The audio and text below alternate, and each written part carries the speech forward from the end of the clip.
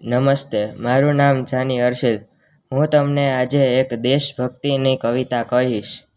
અરે એમ થોડી મળી હતી, અરે એમ થોડી મળી હતી, કેટલાએ જવાની કુરબાન કરી હતી, પોતાની છાતીમાં ગોળીઓ ખાધી હતી, અને કેટલા ફાંસીએ ચડ્યા હતા. કોઈ 18 વર્ષના તો કોઈ 20 વર્ષના મર્દ મૂછાળા જંગે ચડ્યા હતા. અંગ્રેજોની છાતી પર બેસીને ઇન્કલાબની જય બોલાવતા હતા. સત્ય, અહિંસા અને પ્રેમની ઓળખ આપણને ગાંધીએ આપી હતી. ભગતસિંહ, ચંદ્રશેખર એ ફાંસીને થરથર કપાવી હતી.